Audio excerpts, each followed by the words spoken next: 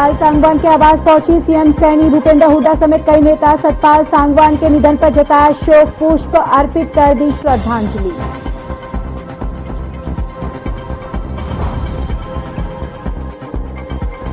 CM Nayab Singh Saini ने प्रदेश के दोनों पद्मश्री से की मुलाकात। साहित्यकार संतराम देशवा और पैरालंपिक स्वर्ण पदक विजेता हरविंदर का किया सम्मान।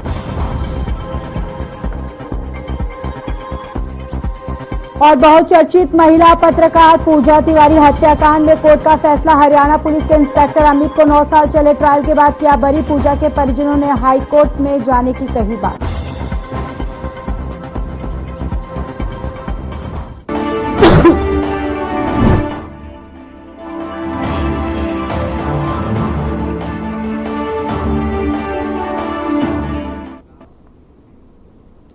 नमस्कार, बहुत स्वागत है आप सभी का। मैं हूं आपके साथ ज्योति यादव। हरियाणा के बजट सत्र का आज दूसरा दिन है और इसमें गवर्नर बंडारू दत्तात्रेय के 7 मार्च को दिए अभिभाषण पर चर्चा होगी।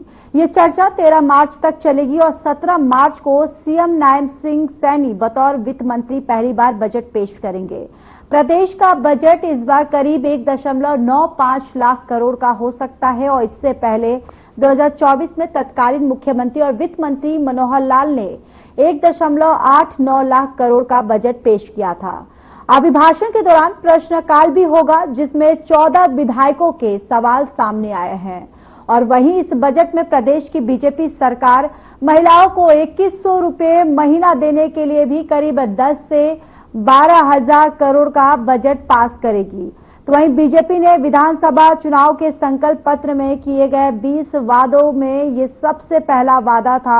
हालांकि इसको लेकर कांग्रेस और इनेलो विधायक विरोध कर रहे हैं और विरोध कर सकते हैं, और ऐसा इसलिए क्योंकि बीजेपी ने चुनाव के वक्त भी सभी महिलाओं को ये राशि देने की बात कही थी। हालांकि अब इसे 1.80 लाख से कम सालाना इनकम यानी बीपीएल परिवारों की महिलाओं तक सीमित कर दिया गया है। इससे करीब 50 लाख महिलाओं को फायदा होगा, लेकिन 25 लाख महिलाएं योजना से बाहर हो जाएंगी। इसको लेकर कांग्रेस विधायक पूजा चौधरी ने सरकार से सवाल भी पूछा है। और आज फिर से देखिए दूसरा दिन है विधानसभा बजट सत्र की और एक कार्यवाही जो है इसकी शुरुआत होगी। राज्यपाल के अभिभाषण के बाद चर्चा होगी और 14 विधायकों के सवाल जो है वो भी सामने आ गए हैं।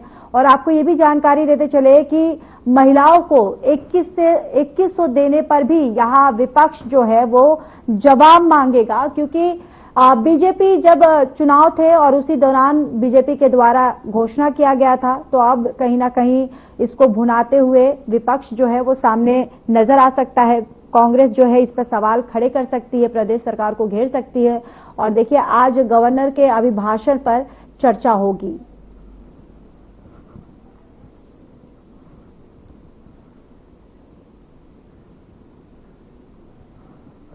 तो विधानसभा बजट सत्र की कार्यवाही का आज दूसरा दिन है, जहां पर गवर्नर के अभिभाषण के बाद चर्चा जो है वो शुरू होगी। और इसके साथ ही आपको बताते चले कि प्रश्नकाल का जो दौर है वो भी शुरू होगा। तमाम जो विपक्षी नेता है अपने अपने प्रश्न जो है वो प्रदेश सरकार से पूछेंगे और प्रदेश सरकार जो है उन तमाम सवालों को लेकर यहां पर पूरी तरह से तैयारियों के साथ वहां पर मौजूद होगा और प्रश्नकाल का जवाब जो है वो देते हुए नजर आएंगे। और आज गवर्नर के अभिभाषण पर चर्चा जो है वो शुरू होगी।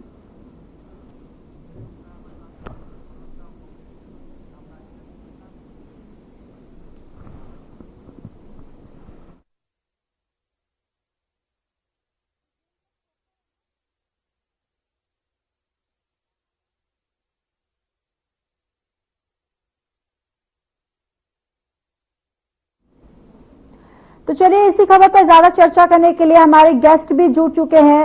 और बीजेपी से रामराजी शर्मा जी जुड़ चुके हैं और नीरज गुप्ता कांग्रेस से जुड़ चुके हैं। आप दोनों का बहुत बहुत स्वागत है हमारे इस खास चर्चा में। सबसे पहले शर्मा जी आपके पास आते हुए, देखिए आज कार्यवाही जो है वो फिर से शुरू होगी और आज दूसरा दिन है ये बजट सत्र का। और देखिए कहीं ना कहीं आज कांग्रेस जो है प्रश्नकाल का दौर भी होने वाला है, जिसको लेकर तमाम ऐसे मुद्दों को लेकर कांग्रेस जो है कहीं ना कहीं प्रदेश सरकार को घेरती हुई नजर भी आएगी। महिलाओं को 2100 देने पर भी आज हो सकता है जवाब जो है वो सदन में मांग सकते हैं। देखो ज्योति जी, जैसा कि आपको मालूम है आज बजट सत्र का दूसरा दिन है जी। और महामहिम राज्यपाल के अभिभाषण के बाद में आज सदन में चर्चा होगी, प्रश्नकाल भी होगा।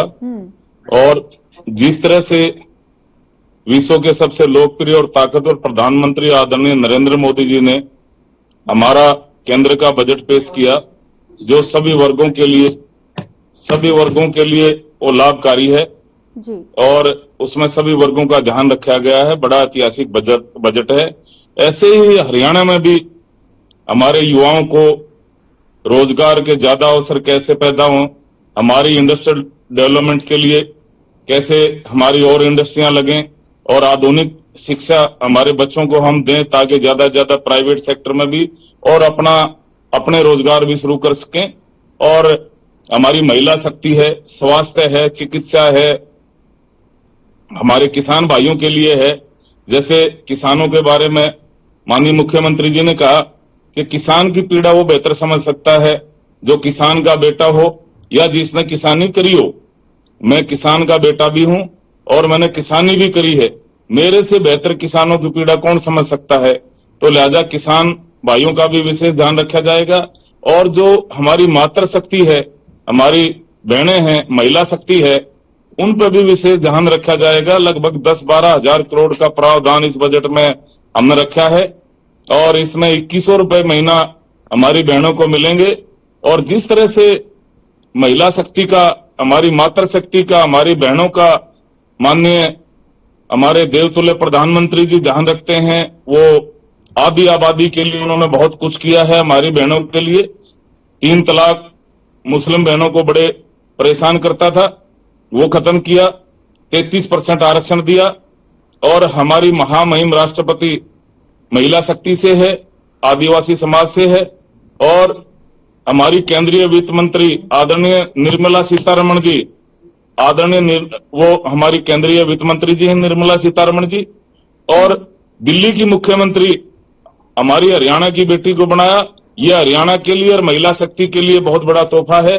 और जिस तरह से हमारी बहन दिल्ली का मुख्यमंत्री बनते ही पहली कलम से 2,500 रुपए महीना अपने बहनों को देने के लिए उन्होंने कहा। हर महीना दिल्ली में 2,500 रुपए महीना हमारे बहनों को मिलेगा, ये वायदा किया था, ये हमारे संकल्प पत्र में था। क्योंकि ये विपक्ष हमारे ऊपर आरोप लगा रखा था कि आरोप अक्सर यही कहता रहता था 2,500 कब मिलेंगे, आपकी सरकार बन गई, रेखा गुप्ता जी बन गई वहां की मुख्यमंत्री, कब मिलेगा। तो हमारी बहन ने पहली कलम से किया। ऐसे ही हमारे माननीय मुख्यमंत्री जी ने भी घोषणा करी थी, वो हमने संकल्प लिया था और लगभग 10-12 हजार करोड़ का प्रावधान हमने रखा है। 2100 रुपए महीना हमारी बहनों को सौगात मिलेगी। और जिस तरह से सभी वर्गों को से राय लेके माननीय मुख्यमंत्री जी ने इंडस्ट्रियल एसोसिएशन से भी राय ली, किसान संगठनों से भी राय ली और स्कूल के प्रिंसिपलों से, छात्रों से, युवाओं से और हमारे बुजुर्गों से, सभी संगठनों से राय ली है। तो मैं समझता हूं जैसे मोदी जी का सपना विकसित भारत का, विकसित भारत को, हमारा भारत को विकसित राष्ट्र बनाना, ऐसे ही हमारे मुख्यमंत्री जी का सपना है विकसित हरियाणा, हमारे हरियाणा को विकसित राज्य बनाना। तो माननीय मुख्यमंत्री जी जिस तरह से जनता के बीच में रहते हैं, वह 24 घंटे जनता के बीच में समर्पित रहते हैं। छत्ती बरादरी का आशीर्वाद उनके साथ है, युवा शक्ति हमारे साथ है, बुजुर्गों का आशीर्वाद है, बुजुर्गों के पैर छूते हैं।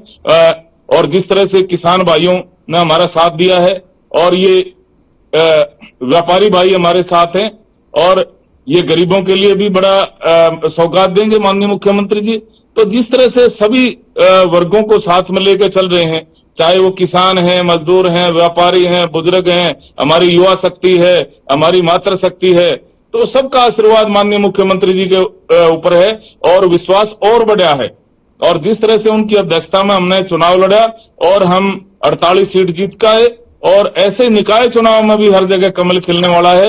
और मैं आपको इतना कहूंगा, ये बजट इतिहास के पन्नों में लिखा जाएगा क्योंकि विकसित हरियाणा बनने में बड़ा लाभकारी साबित होगा। और सभी वर्गों को ध्यान में रखते हुए ये बजट सत्र में माननीय मुख्यमंत्री जी जो बजट पेश करेंगे, सभी वर्गों के लिए बड़ा लाभकारी होगा और इतिहास के पन्नों में लिखा जाएगा। और जिस तरह से मैंने बताया, जैसे एक कांग्रेस पार्टी का इनमें आपस में नेता प्रतिपक्ष ये दे नहीं पाए, इनमें आपस में लठ बज रहा है, भागम भाग हो रही है, भागम भाग। जिस तरह से उस टाइम में ये हमारे लोकसभा के चुनाव थे, इन्होंने झूठ बोला था, वे भाजपा वाले आरक्षण खत्म कर रहे हैं, संविधान बदला जा रहा है, आरक्षण खत्म किया जा रहा है, और इन्होंने झूठ बोला बहनों के खाते में 1 लाख आएंगे, 8,500 रुपये महीना आएंगे, खटाखट फटाफट फटाफट। इन्होंने झूठे गारंटी कार्ड तक हमारी बहनों को दे दिए थे। मतलब और इससे अन्याय क्या होगा।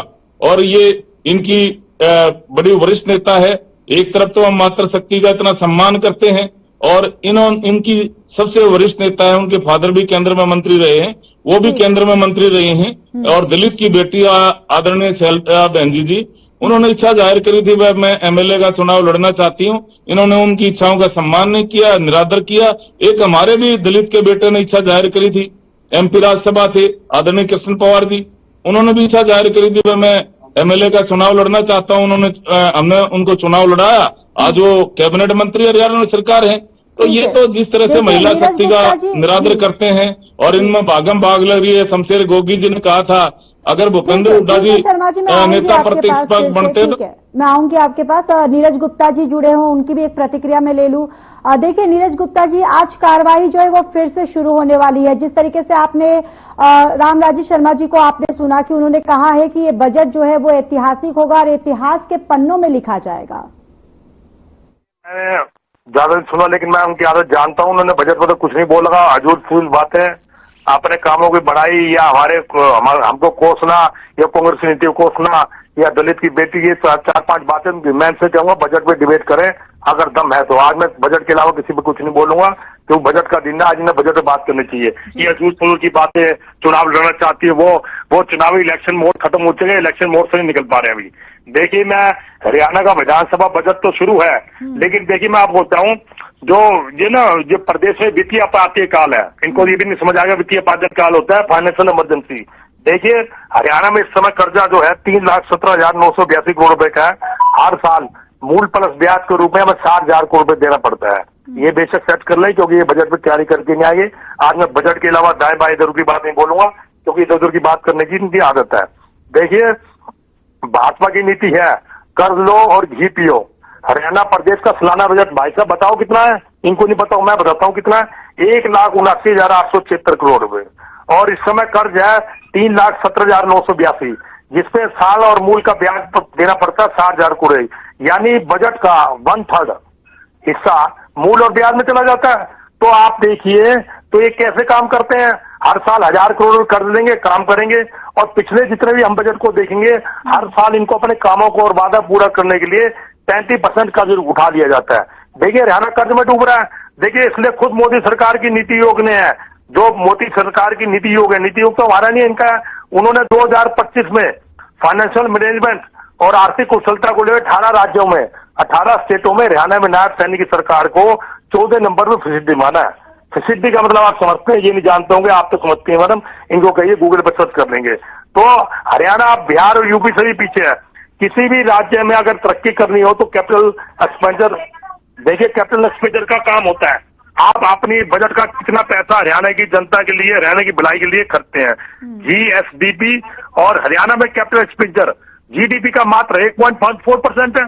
दूसरी बार हरियाणा सरकार बजट में दावा करती है वो बजट का 30% कैपिटल एक्सपेंसेस करेगी, यानी हरियाणा की तरक्की के लिए खर्च करेगी, पूंजीगत कामों के लिए तरक्की करेगी, जबकि वो केवल 9% खर्च करती है। इनको कुछ नहीं पता हुआ, क्योंकि आज ये डिबेट नहीं कर पाएंगे, उधर की बात नहीं कर पाएंगे, डिबेट में डाटा भी लूंगा।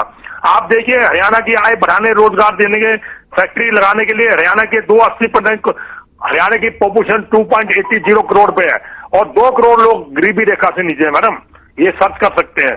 ना तो ये बीपीएल की श्रेणी में भाजपा की नारा, ना रोजगार, ना काम, ना तरक्की, ना उद्योग धंधा का नाम लो, बस 5 किलो अनाज लो और विकास को विश्राम दो। ये तो पहल है जी, कुछ भी है, लेकिन सरकार ने कुछ नहीं किया। ये मुद्दों को अटकाते हैं। देखिए इलेक्शन मोड कब खत्म हो चुका, ये कितनी मूर्खतापूर्ण बातें करते हैं कि उसको टिकट नहीं दी, दलित को बेटी, अरे दलित का भैया टिकट नहीं दी, वो इलेक्शन मोड जा चुका। आप बजट की चर्चा करो ना, सरकार आपकी है, आप जवाब देने से भागते हो। 21 रुपए कब दोगे? 21 रुपए दे नहीं सकते, हरियाणा में पहले इतना कर्जा है। तो मैंने आपको सारी ये डाटा ऑन रिकॉर्ड बात बताई जो इनको मालूम नहीं है। ये सिर्फ प्रवक्ता, सिर्फ नाम के, इनको एबीसीडी मेरी एक बात को जवाब नहीं सकते, इनको खुद नहीं पता होगा हरियाणा में कर्जा कितना है। ये बेकार की बातों को घुमा फिरा के दलित की बेटी, किसान का बेटा, ये बात है। अरे बजट पे चर्चा करो तो ये सिर्फ बजट का नारा है जिसमें पिछले 10 बजट प्रसिद्धि साबित हुए हैं। लेकिन मैं हरियाणा की जनता के लिए कामना करता हूँ, ईश्वर से कामना करता हूँ, इनके मुख्यमंत्री से कहता हूँ कोई ऐसा बजट पेश करे जिसमें हरियाणा में किसान हो, गरीबी रेखा से नीचे हो, सभी जातियों को वर्ग सम्मान मिले और सभी कहीं भी एक अच्छा बजट आया। हम फिर भी स्टार्टअप पक्ष की उम्मीद करते हैं, हम बजट की अच्छी उम्मीद की करते हैं कि बजट की अच्छी उम्मीद इसलिए करते हैं, हरियाणा की जनता ने हमें विक्षम दिया, 37-8 सीट थी, कम नहीं है, तो हम हरियाणा की जनता का भला चाहते हैं। और आप अपने वादे पूरे कीजिए, 2100 रुपए दिए, 500 संजय दिए, देखिए इन पर कर्जा इतना कहां से देंगे, इसलिए को आप तक ये बता नहीं पाए 2100 कब देंगे, सिर्फ ये कह देते हैं ये भी 5 साल बाकी है। तो ये सरकार सिर्फ देखिए नॉन परफॉर्मिंग गवर्नमेंट है, सिर्फ वादे पूरे करती है या मुद्दों को भटकाती है। आप इनसे चैलेंज से करना चाहूंगा, जो मैंने मुद्दे आर्थिक सुरक्षा बताए हैं, अगर आपको डिबेट करनी है तो बजट में डिबेट करिए, जो मेरे डाटा का जवाब दीजिए आप। जी बिल्कुल।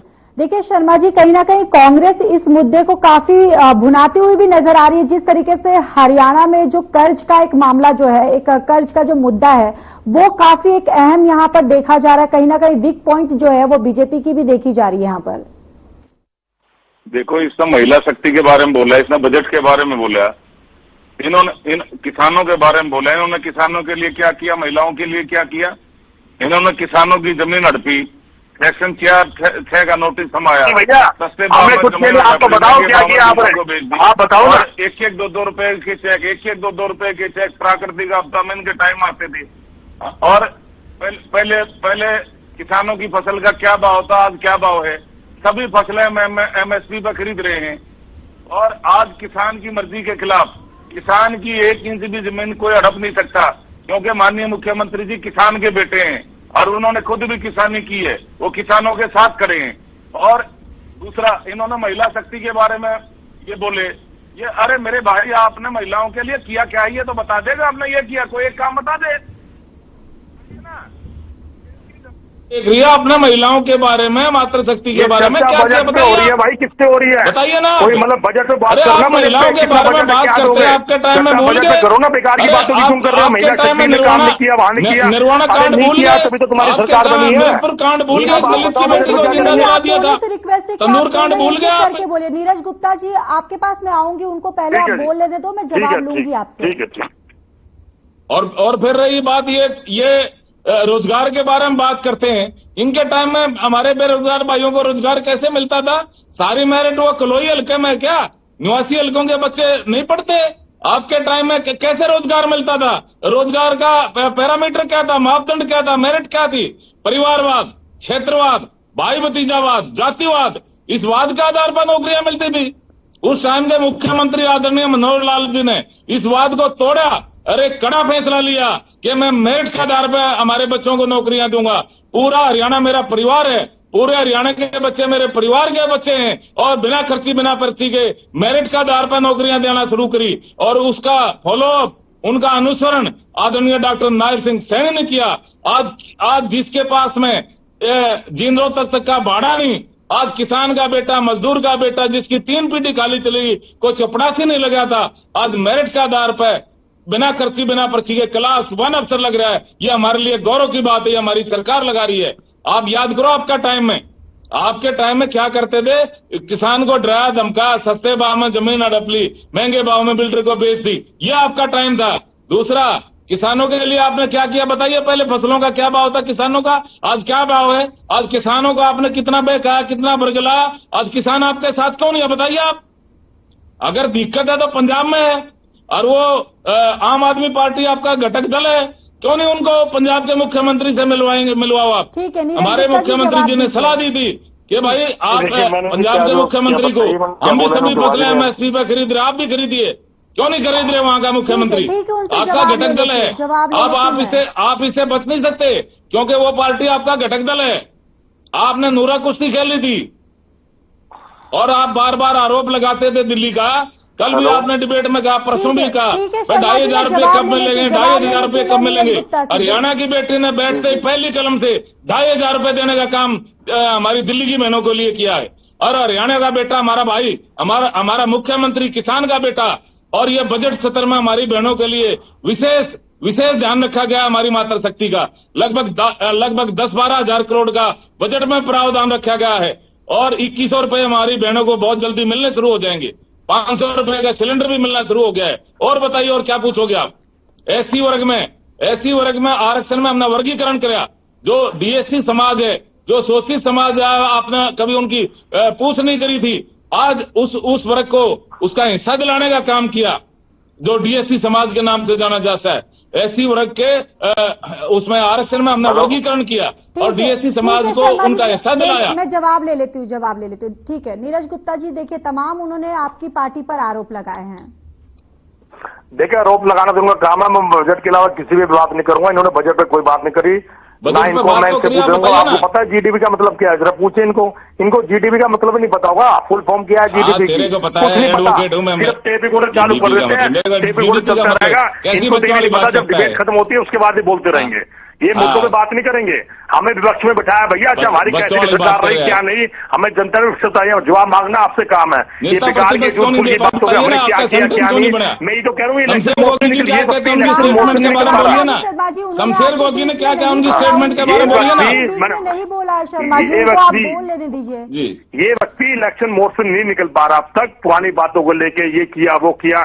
अरे भाई तू बजट पे बात कर। आज बजट का दिन है, बजट पे कोई जवाब नहीं देंगे कि बजट का उनके एबीसीडी मालूम नहीं, आईक्यू लेवल है नहीं, प्रदेश में कर्जा कितना है इनको डाटा नहीं है, डाटा नहीं लेके जाते, सिर्फ टेप रिकॉर्डर चालू कर देते हैं। मुख्यमंत्री नायब सैनी से लेके हमने ये किया वो किया। अरे बजट का दिन है, बजट में बात कीजिए भैया। पूरे अभी 4.5 साल बाकी है, बात कर लेना ना। तो कैसे चुकाएंगे, कैसे करेंगे, बातों को बदलाते हैं या बातों को चेंज कर देंगे। सही बात है, कोई जवाब नहीं देते। 60,000 रुपये को लेकर 60,000 करोड़ रुपए साल का देना पड़ता है ब्याज और मूलधन के ऊपर। वो कौन बताएगा भैया? जब हमारी सरकार थी 2014 में पूरे प्रदेश में मात्र कर्जा ही 60,000 करोड़ का था। आप देखिए कितनी दुर्भाग्य की बात है। हरियाणा सरकार को एक साल में 60,000 रुपए कर्जे के रूप में देने पड़ते हैं, वापसी करने पड़ते हैं। तो कहां से विकास करेंगे? कोई प्लेटफॉर्म नहीं है। बजट पे कुछ बोलते नहीं। हमारी बातों को हमारी सरकार में भाई कुछ कमी रहेगी तभी तो तुम्हारी सरकार आई है। छोड़ो ना, बजट में चर्चा कीजिए। मुख्यमंत्री का बजट बनाया आपने, इस बजट में आप 21 रुपए महिलाओं के लिए घोषणा करेंगे नहीं करेंगे? पैसा कहां से लाएंगे? 500 सेंटर कहां से देंगे? उसकी सब्सिडी का खर्चा कौन उठाएगा? और मेट्रो कब तक जाएगी? बल्लभगढ़ से गुड़गांव तक सब हो जाएगा। आपने कहा इन बातों को जवाब नहीं देना, सब काम बढ़िया होगा, बैठ जाएंगे। ये किया वो किया ये किया। अरे भाई मुद्दों पे बात करो। बजट का दिन है, बजट की बात मुद्दों पे आप बात नहीं करते, आप इधर उधर की बातें करते हो, आप बातें करते हो। नीरज गुप्ता जी ठीक है। शर्मा जी एक आखिरी फाइनल आपका कमेंट चाहूंगी इस पर। जी देखो, मैं आपको बताना चाहूंगा ये बजट ऐतिहासिक होगा, सभी वर्गों के लिए लाभकारी होगा और विकसित हरियाणा को विकसित राज्य बनाने में मील का पत्थर साबित होगा। और जिस तरह से मुख्यमंत्री सभी वर्गों का आशीर्वाद ले रहे हैं और प्रदेश की देवतुल्य जनता जनार्दन का आशीर्वाद ले रहे हैं और ऐसे ही हम जनता की सेवा करते रहेंगे। जनता हमारे को आशीर्वाद देती रहेगी। आने वाले 30-40 साल तक हमारी सरकार ऐसे ही चलते रहेगी। ठीक है जी, ठीक है। नीरज गुप्ता जी आपका एक आखिरी कमेंट। मैं ये चाहूंगा, देखिए बजट अधीन हम सरकार से अपेक्षा करते हैं कि बजट हरियाणा की जनता की भलाई को सभी वर्गों को ध्यान से बनाया जाए, क्योंकि आज तक तो 10 के 10 बजट फिसड्डी साबित हुए हैं। मैं कामना करूंगा ये जो 11वां बजट है हरियाणा की जनता के अनुरूप हो। चलिए, बहुत बहुत धन्यवाद आप दोनों का इस चर्चा में शामिल होने के लिए। तो देखिए कार्यवाही जो है वो 2 से या 2:30 बजे के करीब में शुरुआत हो जाएगी और प्रश्नकाल का दौर भी शुरू हो जाएगा और यहाँ पर तमाम ऐसे मुद्दे हैं जिसको लेकर फिर से कांग्रेस जो है वो प्रदेश सरकार को घेरती हुई नजर भी आएगी। इस बुलेटिन में इतना ही। बाकी देश और दुनिया की तमाम बड़ी खबरों के लिए बने रहिए हमारे साथ। नमस्कार।